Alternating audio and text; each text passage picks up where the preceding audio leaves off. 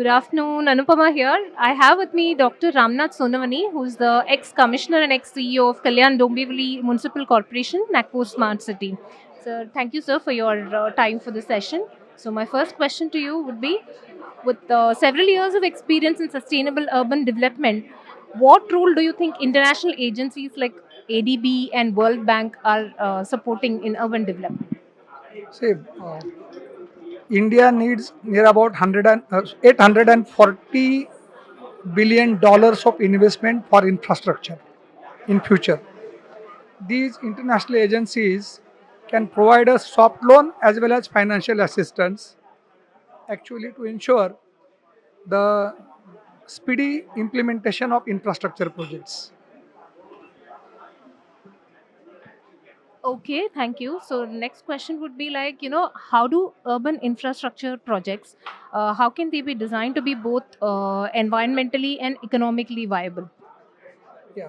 In order to be environmentally viable, first of all, environmental impact assessment needs to be conducted.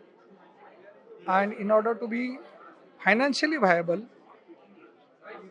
while preparing the detailed project reports, financial viability also has to be assessed. And the most important thing is the timely completion of the project. If the projects are completed within the stipulated timeline, the projects will be financially viable and beneficial. At the same time, there should not be any compromise with the quality of work. If the quality of work is compromised, then in long run, the repairs and maintenance cost will also be high. So therefore, environmental viability and financial viability can be ensured while preparing detailed project reports and while executing the projects. Okay, so when we speak about implementation, how do you think when we speak about, finances, so what strategies do you recommend for ensuring efficient urban financial planning?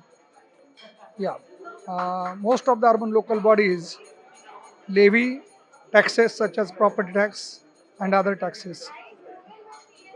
There is a huge gap between the assessment and recovery, and the average recovery is only 60%. That means only 60% of the property holders pay taxes regularly, and there are arrears of near about 40%. And every year, the arrears go on accumulating.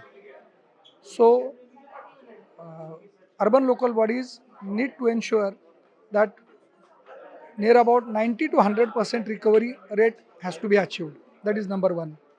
And number two, whatever revenue is collected by way of taxes, it should be put to proper use, proper development, so that the taxpayer also feels that he is getting returns of his tax, that the amount of tax that he has paid to local body.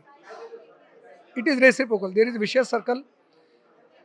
Local bodies do not provide services to the citizens. That's why citizens do not pay taxes.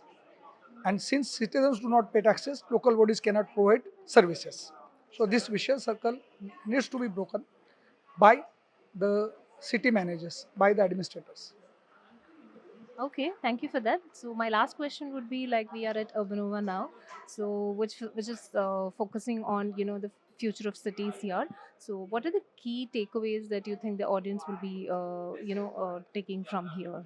The most important thing is the stakeholders here, the panelists, the speakers, the participants, and the delegates.